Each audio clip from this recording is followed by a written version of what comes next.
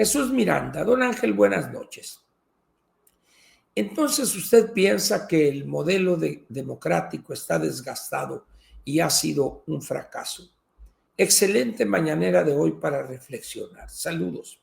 Mira, es difícil cuando un país ha decidido incursionar en la vía democrática, sobre todo países que tenían fuertes raíces y prácticas autoritarias, como era el México desde 1929, y para fijar una fecha de aquel año al año 2000, aun cuando las modificaciones se empezaron a dar algunos años antes, sobre todo a partir de la ciudadanización del IFE, ¿verdad?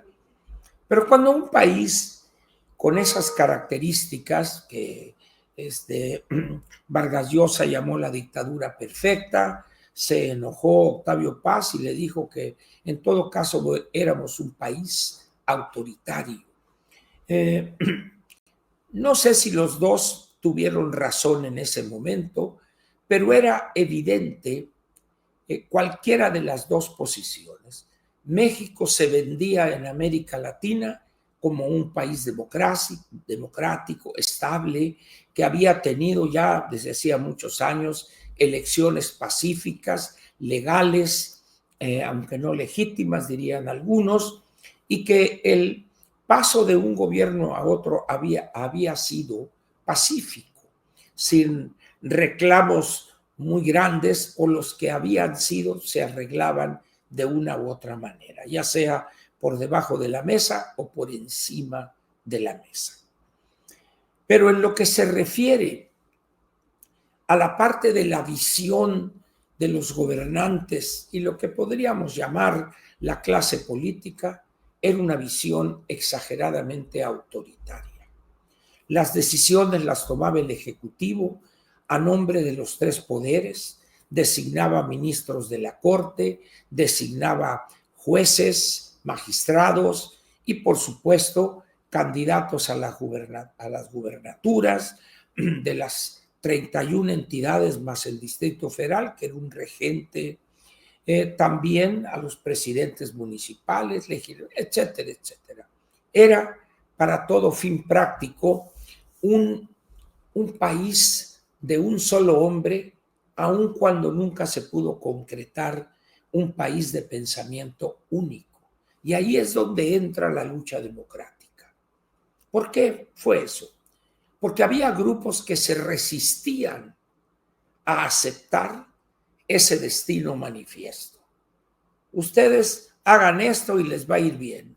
El gran sabio político Fidel Velázquez decía: el que se mueve en la foto no sale.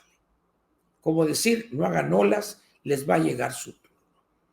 Hubo grupos de intelectuales, de académicos, de dirigentes políticos, de algunos grupos clandestinos o simplemente de oposición, que se opusieron a ese destino. Y la democracia poco a poco fue avanzando, se pagó con vidas, con grandes sacrificios, con cárcel, no pocos pagamos con cárcel, otros con destierro durante muchos años, pero finalmente había esa ambición, había grandes grupos en las universidades, había interés porque México se modernizara. Quizá eso se deba a que en esos años, los 50, los 60, los 70, había dadose una irrupción masiva de estudiantes en el nivel superior. Muchos de ellos, en el caso del Politécnico, era aplastante la mayoría de quienes proveníamos de hogares de clase media baja, fuere del campo, hijos de agricultores pequeños, de ejidatarios, de campesinos incluso, en otros casos de hijos de obreros, de empleados. Entonces todo eso creaba una cierta efervescencia y un deseo de construir un México mejor, más moderno. Quizá no teníamos la claridad suficiente para tener una visión precisa, detallada, pero al menos estaba la ambición, el deseo de que hubiera un cambio de ese autoritarismo acedo, caduco que padecíamos allá en los años 60, 70 y muchos mexicanos antes que nosotros. ¿Cómo olvidar el asesinato de Rubén Jaramillo y su familia, su esposa con un niño de 4 meses de gestación? ¿Cómo olvidar las invasiones a varias universidades por parte del batallón de fusileros paracaidistas? ¿Cómo olvidar la impunidad con la que se manifestaban y golpeaban indiscriminadamente los granaderos a cuanta persona se les ponía enfrente en aquellas marchas de recordar la Revolución Cubana, etcétera, etcétera? El problema de los médicos, la lucha de don Valentín Campa y Demetrio Vallejo, la de Otón Salazar, de los maestros, etcétera. Y eso es un proceso continuo, es un proceso que tiene altibajos, avanza, retrocede, se mueve en una curva, no es en línea recta para buscar el enfrentamiento, pero nunca se detiene. Entonces, por eso decir que el modelo democrático está desgastado no me parece que sea correcto. Entiendo el sentido de la propuesta o del planteamiento de Jesús. Sin embargo, así como en el mundo hay hoy un movimiento en no pocos países hacia el autoritarismo de la ultraderecha, así en otros hay protesta por ese movimiento, ese corrimiento a la derecha. Pero repito, la democracia no es que esté desgastada, está enfrentando nuevos obstáculos. ¿Ha sido un fracaso? Por supuesto que no. La democracia es algo que va implícito con una economía de mercado. Ahora bien, ha surgido en el escenario político un modelo que ha seducido a muchos, el modelo chino. Economía de mercado con autoritarismo en la parte política. El modelo chino sedujo primero en 1985 a los vietnamitas y han tenido éxito en estos 40 años. China, ni se diga. Pero cada día que pasa, a medida que han surgido clases medias emergentes, pequeños o grandes empresarios incluso, eso da como resultado su interés por participar en la cosa pública, participar en las grandes decisiones que impactarían en el futuro de ese país. En ese sentido, pues, democracia y mercado, si bien a veces parece que no van juntos o que cada uno avanza por su lado, hay que fijarnos bien. El elemento central del mercado, de la economía de mercado, es la libertad. Pero es la libertad no de esa masa amorfa, de del pueblo bueno y sabio. Esas son paparruchadas, son babosadas de los populistas. El centro en la democracia es el ciudadano.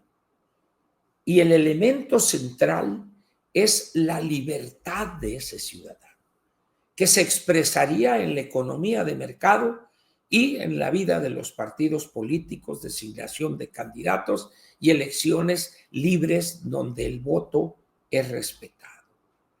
De tal manera, pues, que si por modelo democrático entendemos la vía democrática para regir la vida en lo político de un país, no está desgastado. Por el contrario, saldremos más fortalecidos en 5 o 10 años cuando hayamos salvado los obstáculos que hoy parecen insalvables. Ahora bien, el gran problema que hay en países como el nuestro para entender estas cosas es muy, muy difícil de enfrentar y resolver. la ignorancia, la apatía, el desconocimiento de lo que es, de para qué sirve, de cuál es su utilidad de la vía democrática, en México esto ha sido ocultado. Ha sido escamoteada esa gran explicación hacia la sociedad, no solo hacia los ciudadanos, sino desde los jóvenes que todavía no cumplen los 18 años. Y ahí, aunque se enoje mi amigo, han fallado los partidos políticos. El PRI falló tremendamente desde el abuelo en 1929, luego desde el padre en el 38 y luego desde él mismo el 46. ¿Por qué? Porque nunca educó a su militancia, a sus militantes y tampoco al resto de la sociedad cuando fue gobierno. Callar eso no ayuda. Incluso al que menos ayuda es al PRI. Incluso a los que menos ayuda es a la oposición.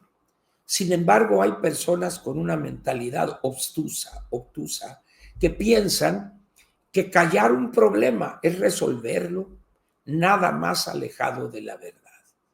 Eso es una estupidez políticamente hablando. Los militantes tenemos el derecho y la obligación de señalar lo que pensamos está mal, lo que está incompleto, porque hemos cometido desde 1929 en el caso del PRI y en el caso del PAN desde 1939 muchos errores. Realizamos muchos aciertos, sin duda alguna, pero los aciertos hablan por sí mismos. Pero los errores, como dije, hay algunos que prefieren, no hay que atacar a la oposición. ¿Por qué no? No la ataco. Señalo los errores, las limitaciones, porque estamos pensando en el futuro, en el 27 y el 30. Por eso yo les diría a Jesús que tenemos la obligación, primero y antes de cualquier otra cosa, de hablar. En la política, hablar es la esencia de la democracia, no imponer, no callar las cosas. Por eso tenemos una tarea este año y quizá la mitad del 26 para hablarle a la gente, para decirle. Si hay algunos personajes de los partidos, sean del PAN o del PRI, que les disguste esto, vamos a hacerlo nosotros. Vamos a hablar con la gente, vamos a explicarle las cosas.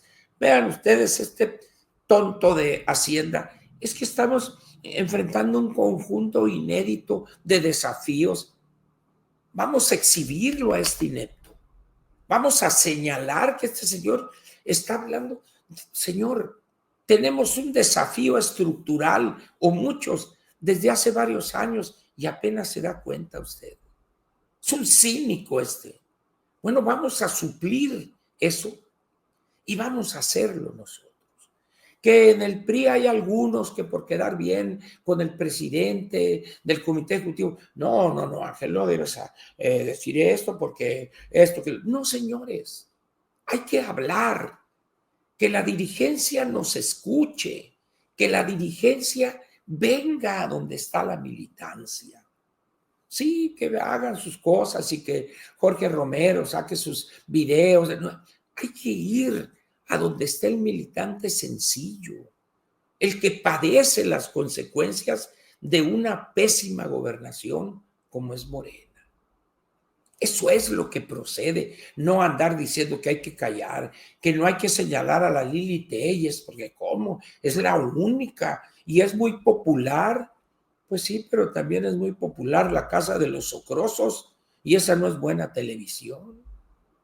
Digo, eso es lo que pienso al respecto, Jesús. En modo alguno pienso que el modelo democrático está desgastado y ha sido un fracaso, que está adecuándose a las nuevas condiciones y estaba esperando, pero debemos trabajar para que la democracia se muestre otra vez lo fuerte que es. Eso es lo que pensaría Jesús. Saludos y gracias por tu pregunta excelentemente provocadora. Por favor, Rolando, pregunta.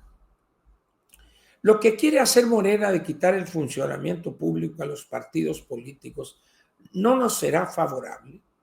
Lo pregunto porque de esta manera los partidos tendrían que volver a tomar, la segunda parte, en cuenta los electores al tener que pedirles su sustento. ¿Usted qué opina? El problema del financiamiento público de los partidos ha existido prácticamente desde siempre, con una salvedad. Antes de la reforma del 97, sí fue el 90, no de cuando entró Zedillo, del 2007, Zedillo es 94 del 97, perdón, déjenme echarme una melipona.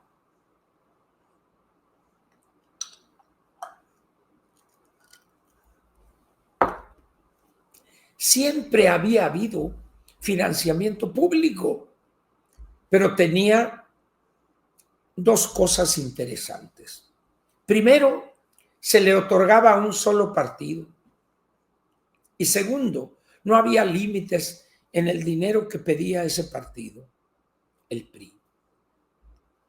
Cuando entra el presidente Zedillo, recordarán ustedes una frase que la pronunció, si no estoy equivocado, el jefe Diego, en un debate que tuvo donde estuvo Zedillo, vamos a dejarle el otro, no importa, Zedillo. Entonces le dijo el jefe Diego, una tragedia lo trasciende a usted, algo así, refiriéndose al asesinato de Luis Donaldo Colosio. Ese asesinato desató una serie de acontecimientos que quizá en ese momento no nos dimos cuenta de su importancia. Cuando el presidente Zedillo es designado candidato sustituto y gana la elección y además con una votación abrumadora, ahí había algo que quizá no supimos traducir políticamente. Don Jesús Reyes Heroles lo entendió. Incluso Raudel Ávila, sonorense por decirlo, ¿verdad?, ha escrito en el periódico El Universal 3 artículos muy interesantes de una plática con el doctor José Newman, donde dice cómo hicimos la reforma del 96-97. Él fue alguien que estuvo en el centro de ese trabajo. Trabajó directamente con don Jesús Reyes Heroles. Busquen esas 3 partes en el periódico El Universal. Alguien dirá, Ángel, ¿tiene suscripción? ¿Se exige suscripción? Busquen a alguien que tenga la suscripción y dile, oye, carnal, imprímeme, hombre, un juego, pero lean eso, por favor. Es de una gran actualidad eso que plantea ahí Pepe Newman y que don Jesús planteaba.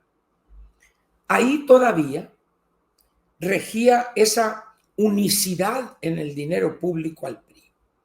El resultado es que se establece un modelito ahí muy simple donde se mezcla el porcentajes de votación, el número de integrantes en la lista, en el padrón, perdón, etcétera, y se fija un monto, de ahí sale un monto X, que se reparte primero una parte de manera equitativa para los partidos con registro y otra en función del porcentaje de votos, etcétera. Ahí está en el artículo 41.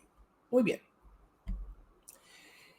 ¿Qué pasa? Durante los primeros años, pues el ganón era el PRI, pero luego empezó la cosa a ladearse y el PAN empezó a recuperar eso. Muy bien.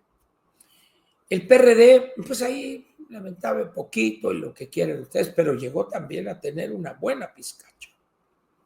Y ahí hay que aclarar una cosa. Con la llegada de esa fuente de recursos plasmada en el texto constitucional, los partidos dejaron de voltear al ciudadano para obtener su financiamiento. El PRI volteaba a Palacio Nacional o a Bocarelli y no tenía resuelto ese problema, pero no así el PAN. El PAN los veía usted en las esquinas de los mercados municipales, en decenas de ciudades vendiendo boletos para rifas para sufragar la operación de los partidos. Es decir, el PAN era el único partido en ese entonces que sabía lo que era ir al ciudadano y pedirle apoyo económico. El PRI ni por aquí le pasaba. Y los otros partidos pues eran, pues, era el PARM, era el Frente Cardenista, y andaban viendo que les tiraban en Bucareli, etcétera. El Partido Comunista era clandestino, cosas así. Pero la reforma esa vino a cambiar esa situación. ¿Y qué sucedió con eso? Tuvo muchas cosas positivas, pero tuvo un efecto negativo. Que los partidos, resuelto su problema de financiamiento, se olvidaron del ciudadano y empezaron a surgir las camarillas que vieron y usaron los partidos, usufructuaron la franquicia como un negocio particular. No se salvaron ni el PAN ni el PRI, pero partidos vergonzosamente partidos, el Verde, el padre del Niño Verde, hermano el señor el doctor Simi, el Partido del Trabajo, el único apoyo que tiene fuera de Corea del Norte Kim Jong-un es Alberto Anaya. Él recibe dinero de aquel, de acá, de por acá, un sinvergüenza, un pillo de 7 suelas. Y así.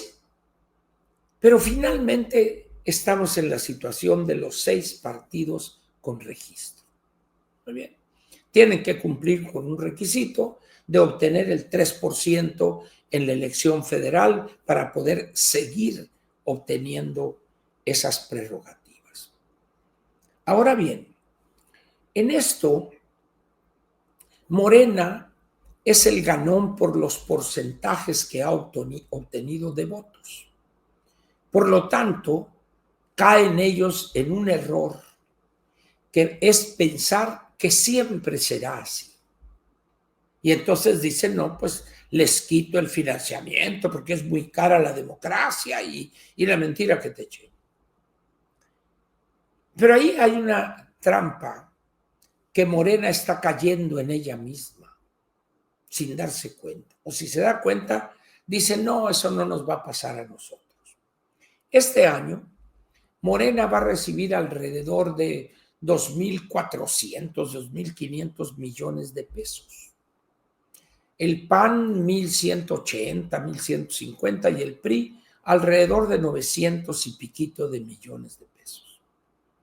Debido a su porcentaje de votos en la elección de diputados federales, de votos válidos ahí. Muy bien. Morena de decir, si reduzco a la mitad el financiamiento, pues yo voy a seguir teniendo 1.400 millones, pero el PAN va a tener 550 y el PRI va a tener 400, pues fácil me los abrocho. Pero no es así tan fácil. En política no hay cuestiones donde la regla de lo directamente proporcional es la válida, porque hay efectos diferentes. Pero ¿qué va a pasar si el 27 o el 30 pierde la mayoría en diputados Morena? Y vamos a suponer que la oposición obtenga 260, 270 diputados y Morena y los suyos, los otros 230, toma tus millones y ñacas. Es decir, en política nada es para siempre, pues, nada es para siempre. De tal manera que cuando Morena utiliza ese argumento de es que es muy cara la democracia. La democracia no es ni cara ni barata en abstracto. Hay que tener un referente para decir frente a qué es barata, frente a qué es cara.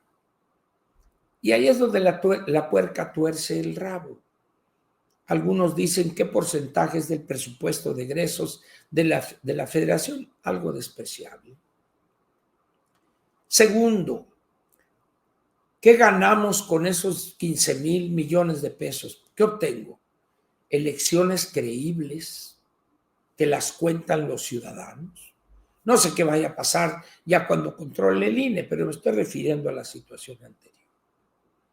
De tal manera que lo que está planteando Morena es una perversidad pensando en que ellos van a manejar las cosas en el ahora INE para que ellos siempre gobiernen.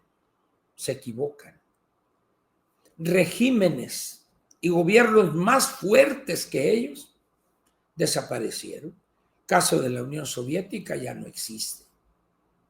El caso de Venezuela, vean ustedes el desastre que trae. Argentina, lo fuerte, perdieron con Milei.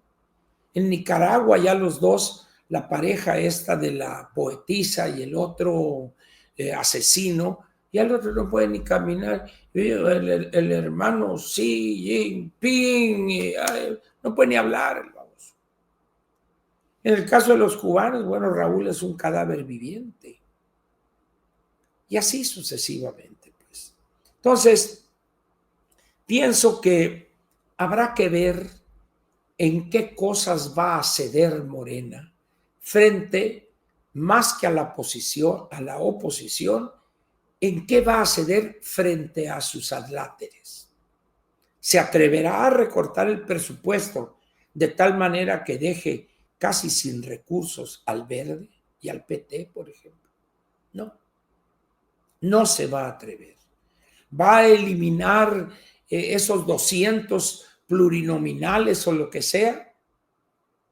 Si hace eso, el Verde y el PT que hacen así y va a perder la mayoría, tanto el 27 de diputados como el 30 de las dos cámaras del Congreso de la Unión. Por eso yo les pediría que no adelantemos vísperas.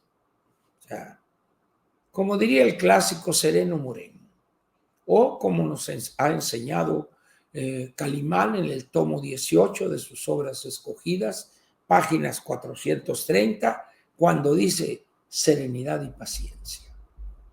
Muchas cosas van a pasar de aquí a la elección del 27. Entonces, vamos mejor a pensar fríamente. Hay cosas que Morena puede hacer sin consecuencia alguna, pero las otras, que son muchas, no las podrá hacer sin consecuencias negativas para ellos. ¿En qué afecta al PRI y al PAN que el Partido del Trabajo se quede sin dinero?